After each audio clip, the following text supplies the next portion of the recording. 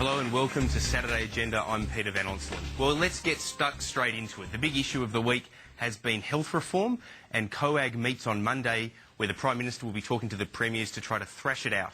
We're joined here at Saturday Agenda now in the studio with New South Wales Premier Kristina Keneally. Thanks very much for being with us. My pleasure, Peter.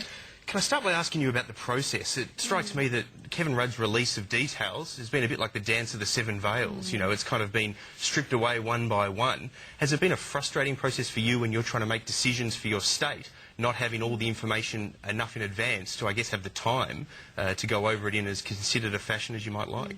Well, certainly we got the full package on Monday, and that was welcome. It was something we called for on Monday. It has been a week of intense work for my Treasury officials, for my health officials, and can I say right around the country that's been occurring. But I think we can get there at COAG. I think we're almost there. This is significant reform. It's complex reform. It's my hope that if we can't resolve everything on Monday, that we don't let it fail at the first hurdle simply because all of that complexity hasn't been resolved. Well, I've heard you say before, I think yesterday, that you think you're 90% of the way there, and it seems that if you are 90% of the way there, what you're 100% of the way not there on is the funding mechanism, and that seems to be the real sticking point. It looks like the Prime Minister isn't prepared to budge on the GST funding mechanism, and you've come out and made it clear that you want to retain control of that. Are you prepared to move, or do you think he's prepared to move? Well, the first point you've made is an important one. On the issue of reform, local hospital networks, activity-based funding and independent pricing authority, we in New South Wales, and what I can say for other First Ministers across the nation, we wholeheartedly step up and say yes, we endorse that part of the reform. What we now need to negotiate are around the financial arrangements. For New South Wales, it is about dedicating a third of our GST to health. We already spend that and more on health. We're more than willing to dedicate a third of our GST to a pool arrangement, a fund, whereby the money goes in from the state and the Commonwealth and then goes out to the local hospital networks. But Kevin Rudd wants to take control of that third, and that is very different to your pool funding mechanism, which I think is not dissimilar to what John Brumby is talking about. Who's going to budge on this issue? Well, we go to COAG from New South Wales with an open mind, willing to negotiate, because the people of New South Wales and the people of Australia want us all to achieve agreement. But these are important issues. These are things I think we can negotiate around. Yesterday I chaired a meeting of all First Ministers, state and territory ministers, and we agreed to progress discussions with the Commonwealth around a pooled funding arrangement and around getting more money into the system now. But that is not what Kevin Rudd wants. You've said that you will not support a package that disadvantages New South Wales taxpayers.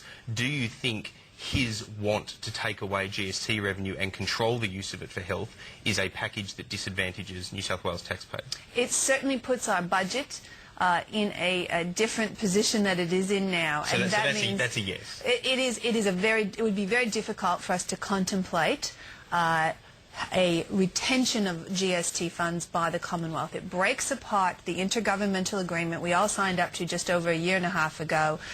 It puts at risk, from our perspective, it puts at risk other GST revenue to a further clawback from the Commonwealth. We want to preserve the integrity of federal fiscal funding arrangements. We're more than happy to say that we'll dedicate a third of our GST to health. Really, what this comes down to, we can achieve the exact same funding outcome that the Prime Minister wants to achieve. We can achieve it exactly the same, but it's about preserving that intergovernmental agreement. Aren't these just semantics, though? At the end of the day, if you're prepared to spend a third of your GST on health, and if Rudd wants to take a third of your GST to also spend on health, it strikes me that it's a bit like school kids arguing in the playground. What difference does it make whether you own the toy or whether you're borrowing the toy? At the end of the day, it's all going towards the same purpose.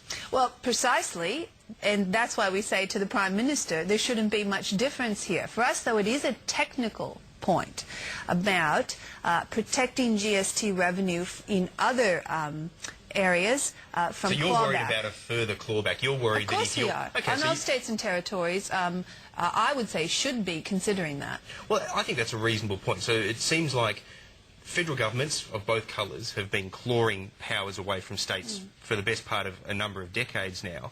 are you saying that you see, if you hand over a third of GST revenue to the government, to the federal government, that you see that as, in a sense, the thin end of the wedge, the beginning of the end, with them looking to just erode more and more states' rights and states' power and state control of its financing?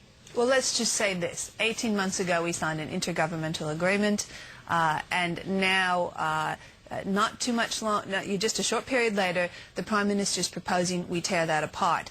That agreement, it underpins the federal fiscal arrangements. We want to maintain the integrity of that, so we maintain our budget's integrity going forward. The other issue is Premier John Brumby. He has, in a sense, this discussion over the last few weeks has led to a sort of an accepted wisdom in a lot of quarters that Victoria has the best health system in the country. Do you accept that? Well, look, the Victorian health system and the New South Wales health system are different, and let's look at a few of the differences. Better different, or just structurally different? Structurally different, and in some areas, New South Wales, in fact, leads the nation. Emergency department performance, elective surgery performance, and when it comes to avoidable hospital admission, we are second only to the ACT.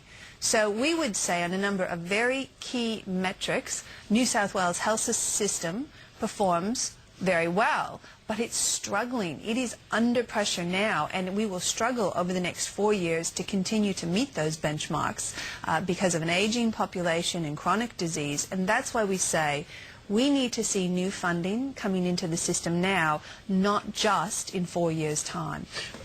I guess where I'm going, though, with the Brumby question about Victoria's health system is that it strikes me that the scheme that Rudd is proposing is most similar to what is happening now in Victoria, but obviously widening it to a national scale with some of the local approach and so forth. If that's the case, it's understandable, isn't it, that John Brumby is being so unprepared to negotiate here, and then I guess it raises questions for people like yourself and other premiers about why you're not also looking to take on aspects of the Victorian system, particularly if you don't get any agreement at COAG. Well, New South Wales a few years ago moved to 8 area health services, and we did that in the context of a Howard government that had been pulling money out of health.